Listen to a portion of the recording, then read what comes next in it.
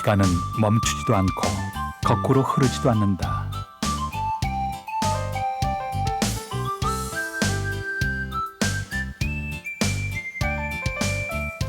우리는 그 안에서 나이를 먹고 인생에서 중요한 고비들도 만났다.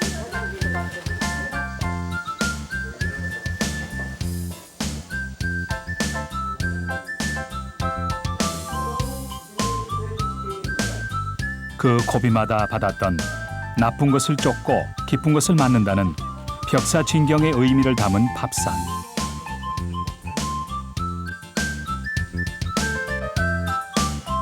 사람은 일생 동안 어떤 밥상을 받았고 또 시대에 따라 어떻게 변한 것일까?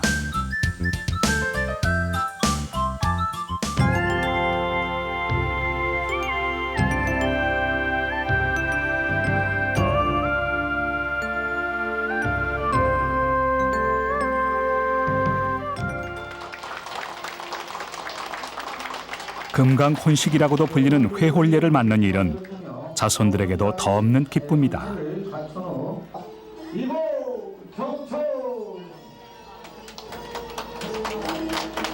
85세 홍명선 옹이 다시 올리는 혼인잔치. 결혼 70주년은 달리 가리키는 말이 없을 정도로 매우 드문 일이다. 회홀례는 혼례와 같은 절차로 치러진다. 머리를 내빈 쪽으로 보게. 처음 만나 귀민머리 풀었던 그때처럼 새신랑 새신부가 돼 혼인의 예를 올리는 것이다. 신부 왕숙항 여사도 하얗게 센 귀민머리를 염색으로 감추고 꽃단장을 했다. 목사님께서 앞쪽으로 좀 이동해 주시기 바랍니다. 절개를 상징하는 송죽. 부부는 한결같은 마음으로 70년을 살았다. 자손이 번성하기를 바라는 밤과 대추. 부부는 슬하에 5남 4녀를 두었다. 70년 전 오늘 한 술잔에 담긴 술을 나누어 마시고 부부의 연을 맺었다. 새신랑이었던 그때의 첫 마음으로 몸과 마음을 정갈히 했다.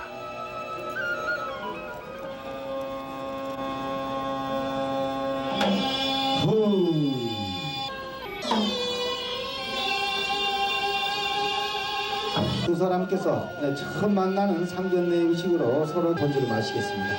자, 남김없이 다 드시기 바랍니다. 박수로 맞으시기 바랍니다.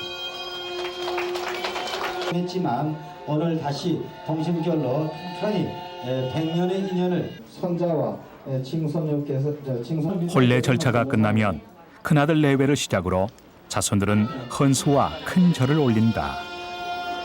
자, 진심으로 축하드리겠습니다. 회홀례는 앞서 세상을 떠난 자식 없이 모두가 생존해 있는 다복한 부부만이 누리는 복이다. 부부는 증손자까지 66명 자손들의 절을 받았다.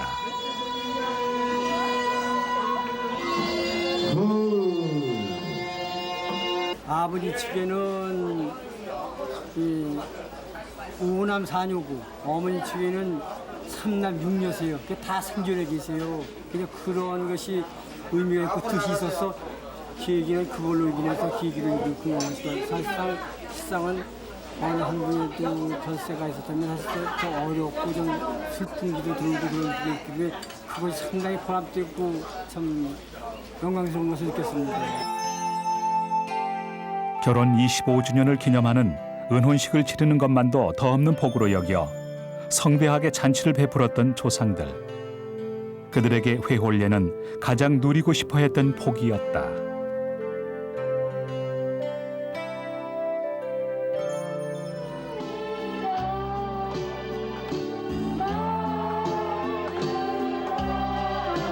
자손들이 한 마음으로 부르는 노래엔 남은 여생도 만수무강하기를 기원하는 자손들의 바람이 담겨 있다. 금강혼식, 부부가 만나 다복하고 장수하기를 소망했던 선조들의 인생관이었다.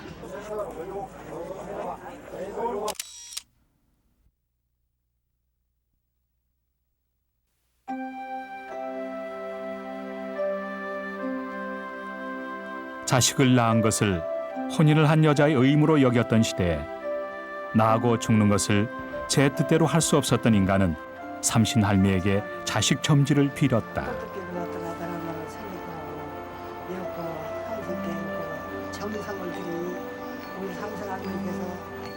이 정성을 보시고 똑똑하게 나타나더라나 다 생겨 줄줄 믿고 나 삼신할미께 비나이다.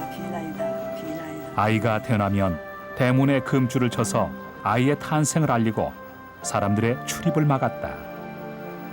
금줄은 지역에 따라 차이가 있지만 고추는 남자아이에게 달고 숯은 무병의 의미로 달거나 간혹 여자아이에게도 달았다. 아이와 사모가 무사하기를 빌었던 삼신상. 삼신상에는 흰쌀과 긴 미역을 꺾지 않고 그대로 놓았다. 삼신상은 불행을 절대적 존재에 의지해서 미리 막고자 했던 바람이다.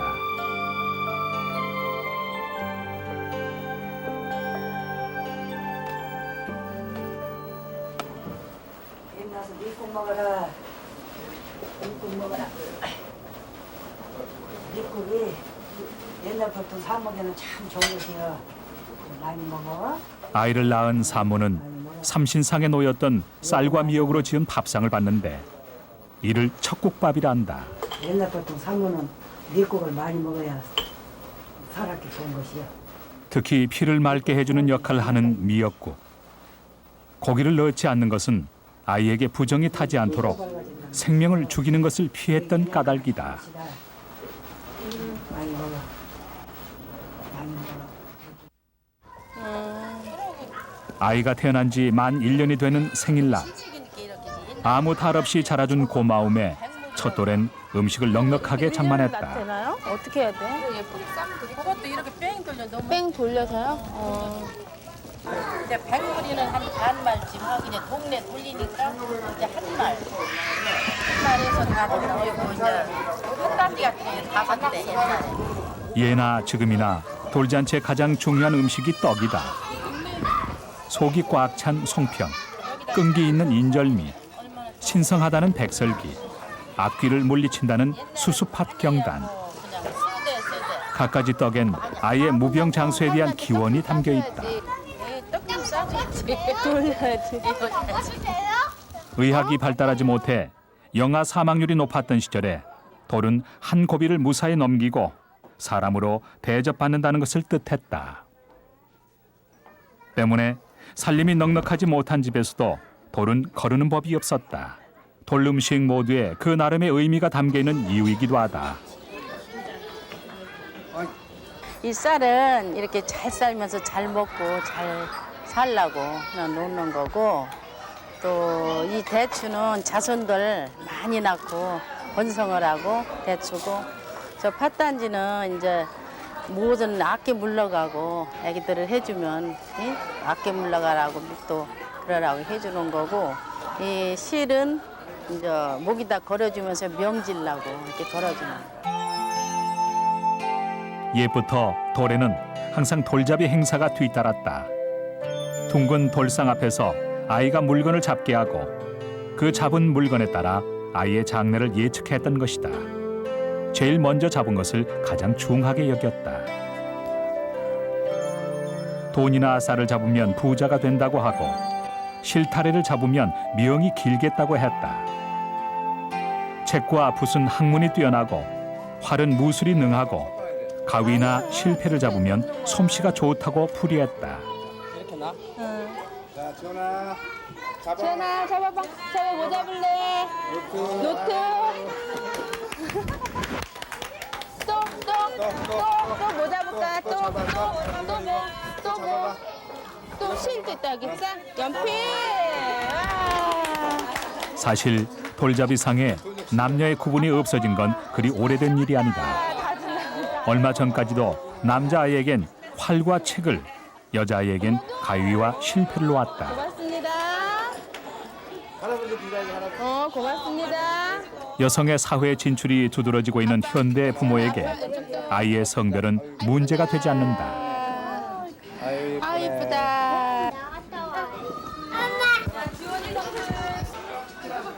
지성이가 아기가 커서 이제 멋진 신랑 만나 결혼할 때 선물로 주려고 지금 요 옷하고 그다음에 베네 저고리 그리고 처음 신고 걸었던 신발하고 다르게 해가지고 기념으로 주려고 지금 보관하고 있어요. 자기 딸도 똑같은 자기가 입었던 거 입을 수도 있고요. 아빠로서 바라는 거는 건강하게만 자랐으면 좋겠어요. 건강하게만. 어디 아프지 않고 건강하게. 100일 잔치에 비할 수 없이 큰 상을 차리는 돌상. 갖가지 떡이 그 의미를 더했다. 가장 중요한 의례 음식은 떡이라고 볼 수가 있습니다. 근데 이제 떡이 왜 그렇게 의례 음식의 가장 핵심에 올라왔을까라고 하는 데서 두 가지의 의견들이 있는데요. 한 가지는 이제 밥을 주로 먹기 전에는 주식으로 떡을 먹었을 가능성을 이야기하죠. 그러니까 신석기 유적지에서 발견되는 이제 시루라고 하는 게 있어서 토기에다가 그냥 곡물이나 열매들을 갈아서 토기 자체를 익혀서 먹게 되면 이제 시루를 통해서 간접적으로 스팀을 통해서 익히는 분말을 그죠? 익히는 것이 그것으로 만들어 나온 게 떡이죠, 그죠? 떡이라고 하는 것이 주로 먹었는데 그러다가 이제 소치 발명되면서 대체로 서기 후 2, 3세기 경에 소치 발명되고 소치 쓰이기 시작하는데 그러면서 이제 밥을 주로 먹게 되니까 떡을 조상의 음식, 신령을 위한 음식 혹은 어떤 상징을 담은 음식으로 떡을 이제 상징화시킨 거죠. 그래서 떡이 이제 각종 의례에서 올라간다는 주장이 하나 있고요. 두 번째는 이제 이 제사에서는 곡물을 가지고 각종의 형상들, 과일이나 아니면은 뭐 동물의 어떤 상징들을 담을 수 있는 형상들을 집어넣다 보니까 떡이라고 하는 것이 발달했을 가능성. 이 두 가지를 주로 이제 이야기를 하고 있습니다. 우리는 일생을 살아가면서 기쁜 일이나 슬픈 일을 겪을 때 행사나 의례에는 항상 떡을 만들어 그 마음을 담았다. 이웃과 친지와 나누는 정표 음식의 하나였던 떡. 떡은 그 종류에 따라서 또 같은 떡이라도 그 집안의 내림 솜씨에 따라 만드는 방법과 모양 내는 기술이 저마다 달랐다. 중요한 의례 음식으로 안주인의 솜씨를 가늠하는 잣대이기도 했던 까닭에 어머니들은 떡을 만드는데 정성을 다했다.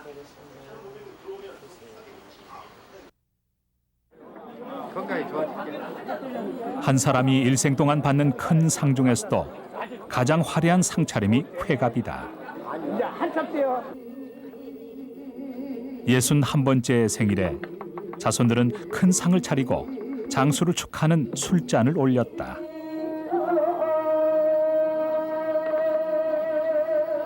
지금은 장년이라고도 하지만 나이 60은 자식이 장성하여 일가를 이룬 시기로 적지 않은 세월이다. 때문에 회갑상에 오르는 음식들은 원통형으로 높이 꿰어 올렸고 특히 떡은 그 가지수가 다양했다. 자손이 번성해서 회갑의 잔치를 하는 일은 노년의 사람들에겐 부러움의 대상이 된다. 반배식 또한 회갑에 누리는 즐거움이다. 회갑 잔치에서 부모가 자식에게 술을 따라주는 것은 곡간 열쇠, 곧 집안의 살림과 대소사의 결정권을 자식에게 물려준다는 의미이다. 이 식이 있을 것 같습니다. 이건 무슨 술이냐 하면은 지금은 한갑이 되면은 저렇게 보시다시피 젊지만은 그저 옛날에는 부모로서 할 일을 마쳤다는 것이다. 일개면에도 몇 분씩이 안 됐답니다. 시대에 따라 회갑의 의미가 변한 것처럼 회갑상도 변화를 겪었다. 60평생을 별 탈 없이 산 것을 복받은 삶이라 여겼던 과거엔 회갑상은 성대했다. 그 중에서도 떡은 갖은 편을 층층이 괴고 주악과 화전을 얹어 화려함을 더했다. 예를 갖춘다는 뜻에서 일정한 형식을 갖추었던 전통의 상차림에서 벗어나 형편에 따라 상차림이 달라진 것이다. 회갑을 맞는 이의 기호에 따라 돼지 머리가 오르기도 하고 케이크 오르기도 한다.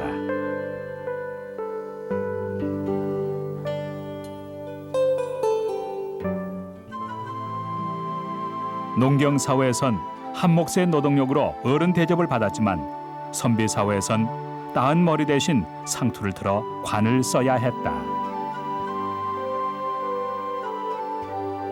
조선시대 양반 계층에서 예절의 기본으로 삼았던 주자 가래와 문공 가래, 관례에 관한 기록이 자세히 남아있다. 대표적인 양반 마을 안동의 이용구옹은 자신의 관례를 적은 관례 홀기를 지금껏 간직하고 있다. 어른은 아마 일찍 돌아가셔버렸고, 근데 모친이 계셨는데 모친한테 안채에 들어와가지고 모친한테 내가 절하고, 그래 나와서 참 그 방에 있는 어른들만큼 다 절하고, 그래 그 다음에는 사당에 갔지. 사당에 가서 그또 절하고, 난 그날 이후부터는 나는 이제 명색이 어른이 됐다 그랬구만은. 어느 사회에서나 볼 수 있었지만 평가 방법은 제각각 달랐던 성년식. 선비 사회에서 어른으로 대접받기 위해서는 반드시 관례를 거쳐야만 했다.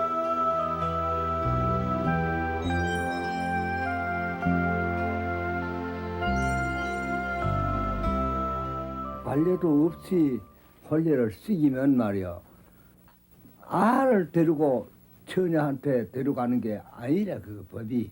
응? 지난 여름 성균관 비천당에선 일제 단발령 이후 그 원형이 거의 사라진 관례를 되살리려는 뜻깊은 행사가 있었다. 들어가셔서 독을 여세 개도가십시오. 어른이 되는 의식인 관례와 계례는 크게 초가례, 제가례, 삼가례를 거친다. 어머니 아버지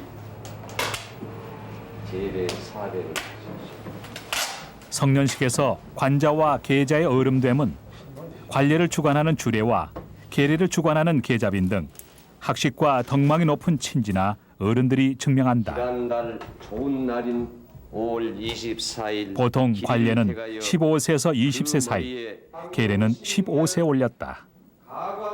그러나 학교 교육은 전통의 성년식 대신 상급 학교 진학이 성인이 되는 과정으로 정착시켰다. 첫 번째 절차인 초가례에서 관자는 아이 때 입었던 옷 대신 어른의 평상복으로 갈아입고 머리엔 복권을 쓴다.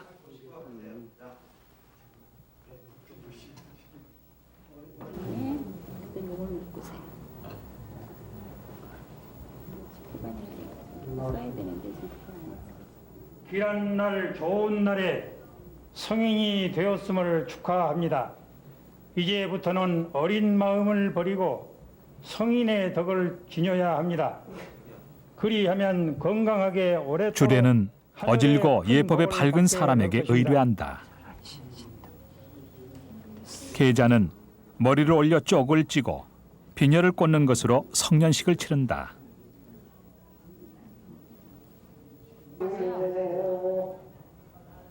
삼가례가 끝나면 관자에겐 자를, 계자에겐 당을 지어준다. 절제를 할 수 성인으로서 새로운 이름을 갖게 하는 것은 사회의 일원으로 받아들이는 사회 통합의 의미가 짙다. 그만큼이나 중요하였습니다. 초래 축사, 술은 향기롭지만 과음하면 실수하기 쉽고 몸에 해가 되니 항상 분수를 지켜 술과 차를 받아든 관자와 계자가 하늘과 땅, 천지신명께 어른이 됐음을 고한다. 해를 집어 바닥에 놓고 조금씩 세 번만.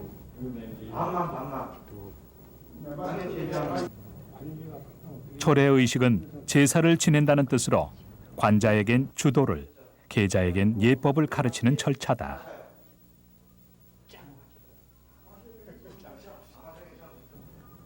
어른으로서 지켜야 할 도리를 다하라는 엄중한 경계의 뜻이 담겨 있다. 초래 의식에서 관자는 주한상을, 계자는 다과상을 받는다. 배추와 밥, 그리고 술로 소박한 상차림이지만 사회적 책임이 따르는 어른이 되는 관문이다.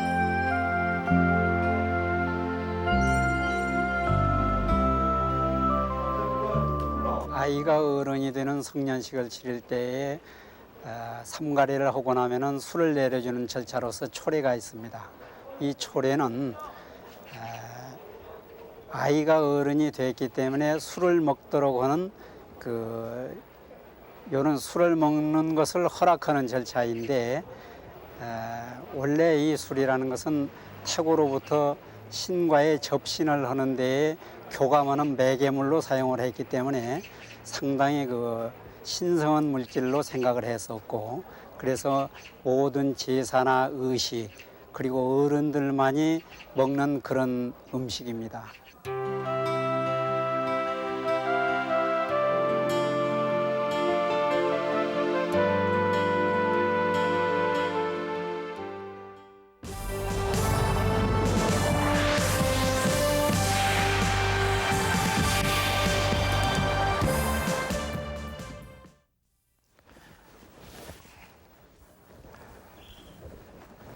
술을 빚는 날이면 이 기춘 씨는 목욕 재개하고 사당부터 찾는다.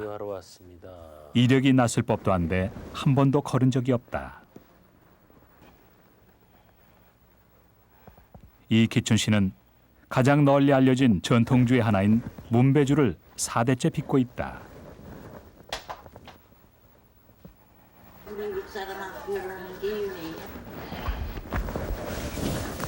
조상 대대로 술을 빚을 몸과 마음을 정갈이하고 신께 제사를 지냈다. 그만큼 술을 빚는 마음가짐을 중요하게 여긴 것이다. 문배주는 원래 평양에서 빚었던 술로 고려 왕건에게 진상했고 모든 의례에 사용됐다.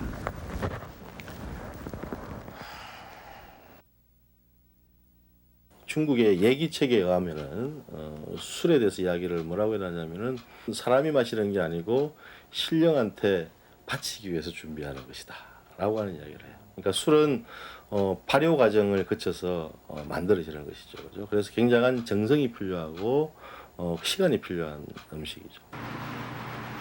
주 원료는 수수와 조. 재료를 어떻게 처리하느냐에 따라 술맛이 전혀 다르다. 문배주는 시루에 쪄낸 좁쌀밥을 쓴다. 이 술 맛이 조에서 나는 거예요.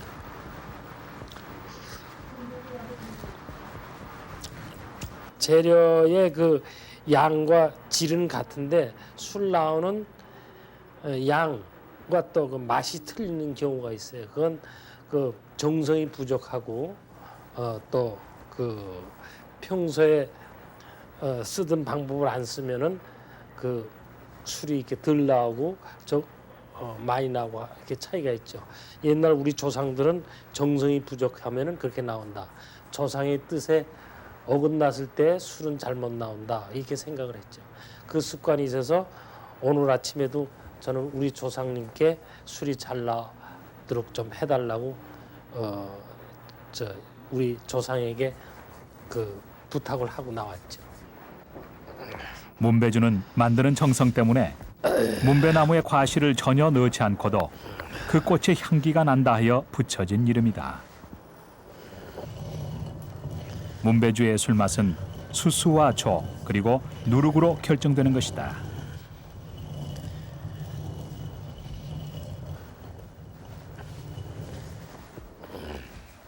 좋은 술을 빚기 위해 먼저 해야 할 일은 누룩을 잘 만드는 일이다. 껍질을 벗겨낸 통밀에 누룩을 섞어 8시간 발효시킨다.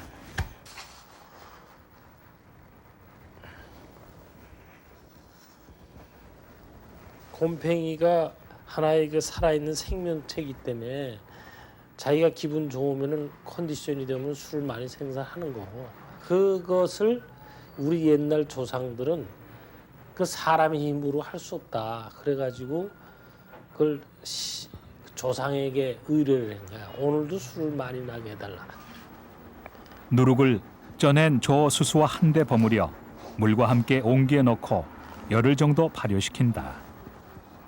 여기 다른 사람 들어오면 안 돼요. 나밖에 안 돼. 문배주의 양주 비법이 숨어있는 술방. 이곳은 이 기춘 씨만이 들어갈 수 있는 곳이다.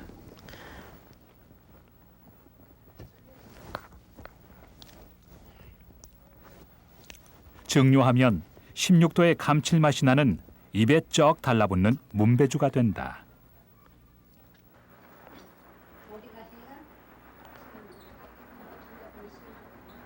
이미 그 타계하신 저희 부친 저희 아버님께서 그 술을 만들 때 증류할 때는 아침에 일어나서 목욕을 하고 깨끗한 마음으로서 술을 증류를 하고 그런 것이 생각이 납니다. 또 그 술을 만들 때는 나에게 뭔가 그 깨끗한 마음으로 그 옳은 자세로서 술 만드는 법을 가르쳐 주셨는데 지금 와서 생각하니까 그것이 바로 다 하나의 술주도였다고 생각합니다. 내가 생각하기에 술은 아마 이게 신의 음식이 아닌가.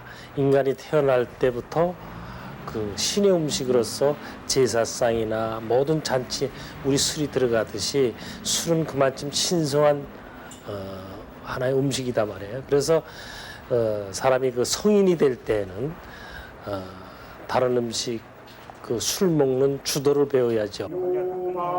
예법을 배웠으니 이제 어른의 한 사람으로서 사려 깊은 생각으로 세상을 바라봐야 한다. 부부를 상징하는 용떡이 동쪽과 서쪽에 놓이고 혼례 준비가 막바지에 이르렀다. 이것은 바로 용떡입니다. 좀 희한하시죠? 밤에 보면 아주 깜짝 놀라는데요. 이 뱀이나 뭐 이런 것이 아닙니다. 이 용떡은 용은 계룡과 어룡으로 나눕니다. 물고기가 변해서 용이 된 것을 어룡이라고 하고요. 어룡지신이라고 하고 그 다음에 이 닭이 변해서 용이 된 것을 계룡이라고 합니다. 근데 이것은 계룡인데요. 이것이 부지런함을 상징하는 것입니다. 즉 근면하면은 누구든지 부유하게 살 수가 있다는 인생사를 알려주는 것입니다. 그다음에 이것은 또 다산의 의미도 있다고 합니다. 그다음에 이 떡은 뭐 쫄깃쫄깃하고 한데 찹쌀로 만든 떡인데 이것은 이제 그 부부간의 이제 그 사랑을 상징하는 것이고요. 그다음 청초홍철로시죠. 이거 청초홍초인데 이것은 음양을 상징하는 것입니다. 보통 이 빨간 것은 양을 상징하는 것이고요. 그 다음에 이 파란 것은 음을 상징하는 것인데 파란 것을 파란 초를 켜는 것은 신부댁에서 키고요. 그 다음에 붉은색 초는 이제 신랑 댁에서 키는데 음양, 즉 남녀를 상징하는 것입니다. 혼인의 근본 의의가 남자와 여자가 합치된다는 것을 상징하는 것입니다. 특히 대례상은 전적으로 음양오행의 원리에 따라 차려진다. 남녀가 부부의 인연을 맺는 혼례는 혼담이 오가는 것을 시작으로 길고 복잡한 절차가 따른다. 그 과정에서 그 의례의 의미에 맞는 혼례 음식이 차려진다. 첫 마음을 끝까지 간직하라는 뜻에서 꽂는 송죽. 오래 살고 자손이 번성하라는 밤과 대추.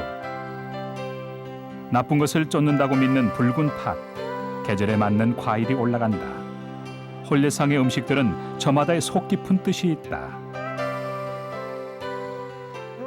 이 신랑의 상은 동그랗습니다. 이것은 이제 남자는 하늘과 같다라고 해서 이렇게 동그란 거고요. 이 신부의 상은 네모났습니다. 여성은 이 땅과 같다라고 해서 신부는 땅과 같다라고 해서 네모난 것인데. 때문에 혼례를 하늘과 땅의 결합이라 했다.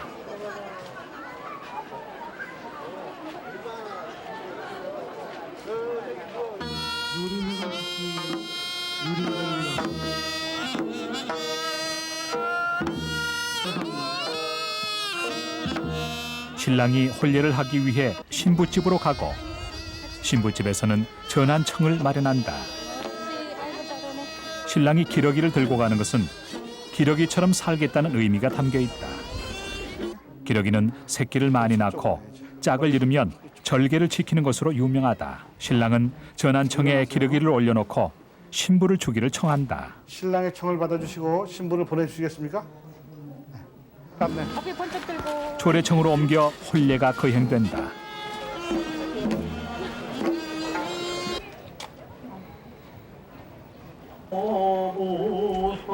신랑과 신부는 먼저 몸과 마음을 정갈이하는 의식을 치른다. 좋아. 오른쪽 집사는 앞으로 나오세요. 혼례상에 대추와 밤이 여러 번 쓰이는 것은 혼인을 하면 부부가 같이 다복하게 오래 살라는 선조들의 인생관이 담겨 있다.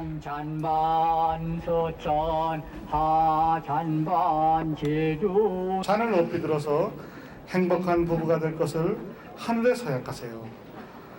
신랑이 행복한 결혼 생활을 할 것을 하늘의 천신과 땅의 지신에게 맹세하는 것이다. 직접 하세요.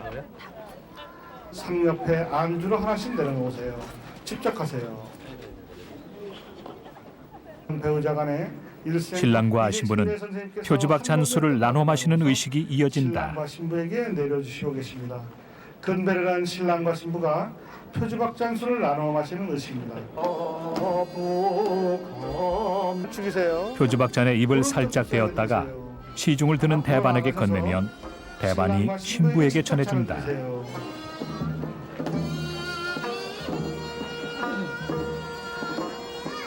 상대방의 잔을 받아든 신랑과 신부는 한 방울도 남김없이 마셔야 한다. 드세요. 남기시면 안 됩니다. 다 드세요. 청실과 홍실이 소나무까지에서부터 대나무까지에서 하나가 되었습니다. 신랑 신부 양 집안이 한 가문이 된 것을 상징하는 것입니다. 둘로 나뉘었던 표주박잔이 한 몸을 이룬다. 신랑과 신부가 남자와 여자로 따로 태어났다가 혼인으로 표주박이 하나 되듯이 한 몸이 된 것이다. 일심동체가 되었습니다. 부부 일심동체가 됐다는 뜻이다. 시대가 변하고 그 절차와 형식이 달라졌을지라도 부부로 연을 맺는다는 건 사회 기반을 이루는 가장 생산적인 의례다.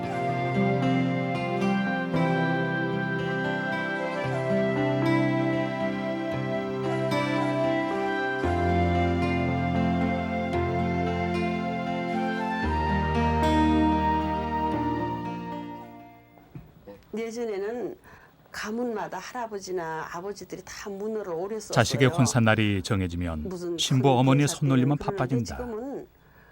혼례는 집안과 집안이 연을 맺는 일이지만 딸을 보내는 집에서는 딸 자식의 앞날을 그 집안에 맡기는 일이기에 준비에 더욱 신중하다. 잘해서 쓰면 될 그런 거예요. 조금 보세요. 이렇게 여기가 이렇게 나무가 좀 굵고 가늘고 해야지 조금 자연스럽지. 이렇게 굵고 여기가 가늘면 안 되겠죠. 여기 지금 힘이 없어서 그래요. 덜 말라서. 말르면 빳빳이르고 있어요. 태백은 신부가 신랑의 부모에게 처음으로 드리는 음식이다. 이거는 나달꽃이라 그래요. 나달꽃인데 요렇게 요거는 나무에 달렸죠. 이파리도 달리고 꽃도 있고. 그래서 요거는 나무에 달린 꽃이라 그래요. 나무에 달린 꽃. 요거는 장미. 이렇게 안에서부터 이렇게 딸이 대추의 붉은색은 동쪽을 뜻하는 것으로 일찍 일어나 부지런히 생활하겠다는 다짐이다. 가운데다 밤을 채는 거 이렇게. 대추는 다홍실에 꿰어 둥글게 이어 담는다. 밤을 속에다 넣고 대추로에다 얹고. 사람 뭐가 나면 안 좋다고 해서 이렇게 둥근 거. 내가 우리 딸이나 누가 친지 조카나 갈 때 이렇게 둥근 거 해주세요. 이렇게.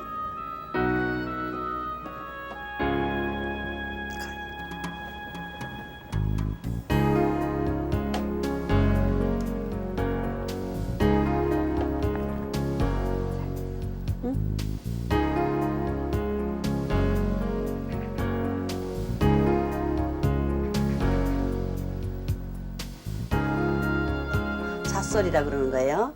결혼식 할 때는 요게 한 칸에 5잎 들어있는 게 있어요. 그래서 그 오엽설이라고 쓰거든요. 5잎을 모아서 한 무로 묶어줘요. 들어가지 못할 때까지 끝까지 이렇게 홍실로 또 면실로 해야 돼요. 이게 나이롱실이나 인견실 같은 거는 풀어져서 못 써요. 자, 이렇게 홍실로 손 한 번 들어갈 만큼 한 여기가 1cm 떨어졌다라고 생각하면 되는 거예요. 자, 이게 몇 번 감는 거 다 못 쉬어요. 어느 정도 견고하게 감겨졌다 하면은 또 남기는 것도 1cm. 손이 한 번 들어가면 1cm더라고요. 이렇게. 그래서 다 감고 난 다음에 실 자르지 말고 이렇게 잘라놓고, 그래서 요걸 비벼서 꽂으면은 우리가 셋시가 시집 가는데 이불을 꼬맬 때도 맺질 않고, 어디다 뭐 하는데 큰일에 맺질 않아요. 맺고 살면 안 좋다고 해가지고, 풀고 살라고 해가지고 맺질 않아요. 태백 음식은 신부 집안의 가풍과 친정어머니의 솜씨를 가늠하는 척도였다. 너무 비싸니까 그냥 오분자기로 놨어요. 오분자기 놔도 돼요. 이렇게 놓고 이거는 육포에다가 꽃을 놨는데 아마 육포꽃 중에 이런 거 조금 귀한 꽃일 거예요.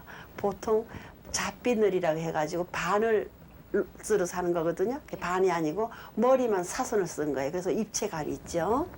그래서 여기는 본래는 어란을 써야 돼요. 어란을 잘 모르시는 분이 있어요. 민어알 말린 게 어란이에요. 근데 구할 수도 없고 잘 모르고 또 하니까 그냥 청화를 내가 썼어요. 청화를 이렇게 물기 닦아서 기름에 지진 거예요. 참기름에. 이렇게 장미 이런 걸 우리 가족이 너무 얼마나 솜씨 좋다 그러세요. 저기 환영받는 며느님 되지고 또 아내 되고 이런 걸 음식을 잘하면 남편들이 시부모들이 이런 며느리가 들어오고 이런 아내가 들어오면 어깨가 어식해요. 패백 음식은 정성을 다해서 우리 딸을 좀 잘 봐주십사하고 허물을 덮어주십사하고 부탁드리는 마음입니다. 닭은 육포와 함께 시어머니께 드리는 음식으로 정성을 다하여 섬기겠다는 마음이 담겨 있다. 육포는 손이 많이 가는 음식으로 오징어를 오려 만든 꽃을 올려 화사함을 더했다. 대추와 9가지 마른 음식을 담은 구절파는 시아버지를 위한 음식이다. 준비된 패백 음식은 청색과 홍색 포자기에 싸서 근봉이라 쓴 띠를 굵은 고리로 하여 끼운다. 축하의 뜻과 결연의 뜻이 담긴 음식이기에 얽매이지 않고 풀기 쉽게 하려는 의도에서였다.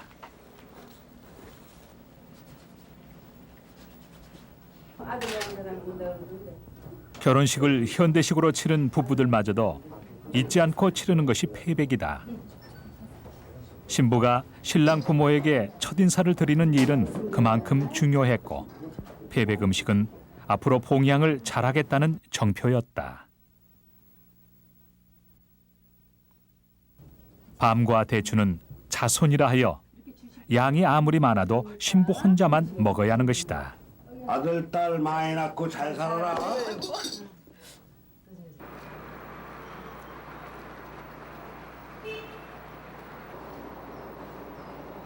부부의 연을 맺은 지 올해로 70년. 얼마 전 회홀례를 치렀다. 16세 시집와 구남매를 건사할 수 있었던 것은 듬직한 남편이 있었기에 가능했다. 아이고 한 번밖에 못 타갔네. 아이고 한 번밖에 못 타갔어. 아이고 한 번 타가면 좋은데. 고단한 인생의 문을 함께한 부부에게 서로는 다름 아닌 자신인 셈이다.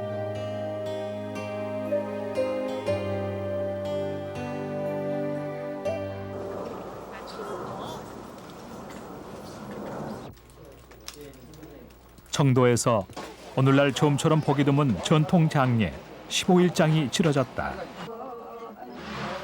상례는 누구나 거쳐야 하는 일생의 마지막 의례다.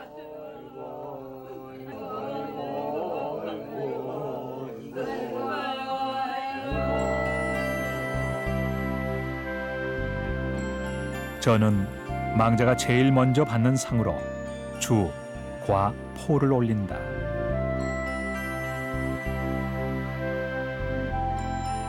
망자는 유림계에서 제법 이름을 얻은 유학자였다. 조문객을 대접하느라 며느리들은 손에 물 마를 새가 없었다.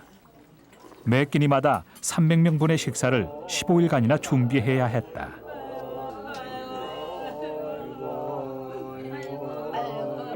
육아에서 상례 절차는 가장 까다롭고 정중하다.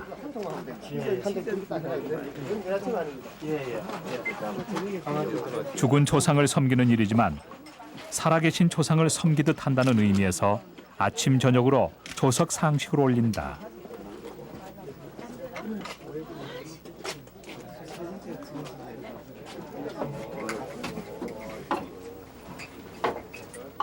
음식은 산 사람의 밥상처럼 밥, 국, 김치, 나물, 구이, 조림 등을 모두 올린다.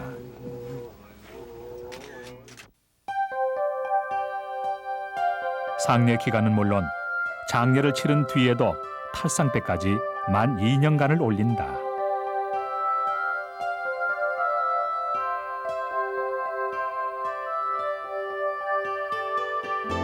떡은 나와 직접 필연적인 관계가 없는 진짜 신적인 존재에 있는, 신령적인 존재에 있는 사람, 신령한테 바치는 것이고, 나와 필연적인 관계가 있고 최근에 돌아가신 망자한테는 이제 밥을 올리는 개념입니다.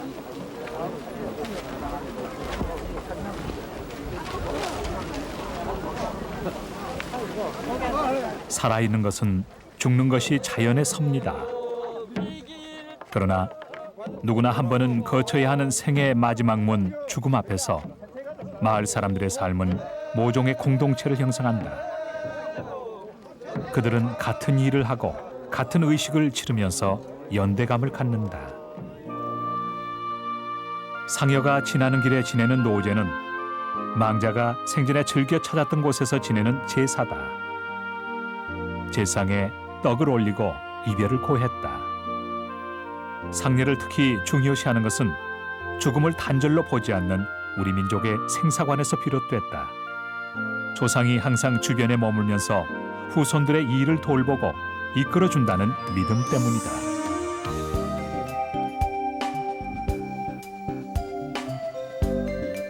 안동 풍산유시의 종택인 양진단 제삿날. 종소는 이른 시간부터 의관을 정지하고 일가 친척들을 맞이한다.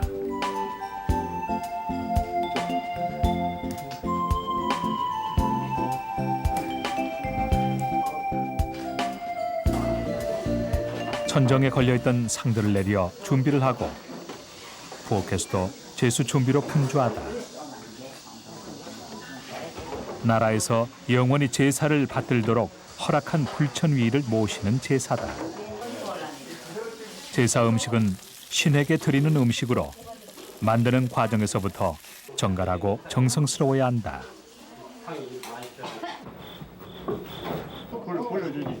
제사는 보통 밤 12시에 시작된다. 제가 큰일 갈게. 아니 받으려고 하면 더 위험하실 싶은데. 제일 먼저 진설되는 과일은 흠이 없는 반듯한 것을 올렸다. 비늘 없는 생선은 제상에 오르지 못하고 육고기는 날고기를 사용한다. 시루떡의 높이는 곧 초상의 위치다. 19교회는 임금이 아닌 일반인이 올릴 수 있는 최고의 높이로 불천위 조상에게만 허락된다.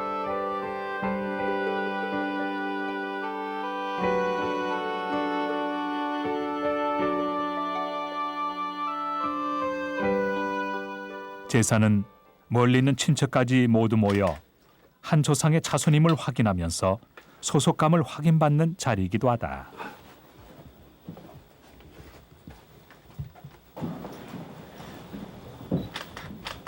개인이 말이지. 고기 밥그릇보다 오른쪽에 와 있어야 되는 반대가. 제수는 남자만이 진설할 수 있었던 것처럼 내리는 것 또한 남자들의 몫이다. 상에 올렸던 것이면 그 양이 아무리 적은 음식도 두루 나누어 먹는다. 형편이 넉넉지 않은 집에서도 쌀밥으로 올릴 만큼 매를 중요시했다.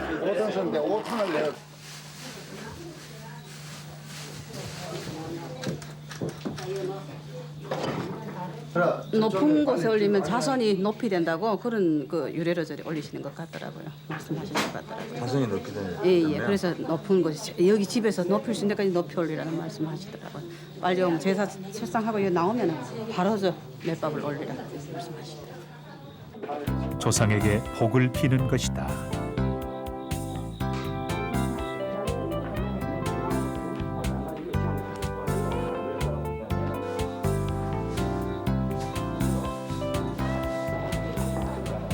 제상에 올렸던 음식은 복된 음식으로 제사에 참가한 사람들이 골고루 나누어 먹었다.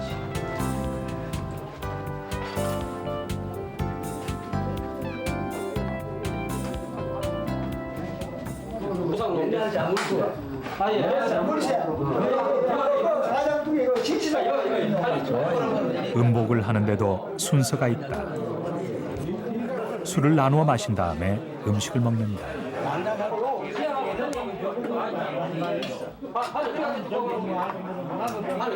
집으로 돌아가는 사람에게도 음식을 싸주어 조상의 복을 나누고자 했다. 우리 손자 갖다 줘야 되겠다. 애써 제사를 모시고 음복을 하는 일. 조상과 일체감을 느끼고자 했던 후손들의 지극한 마음인 것이다.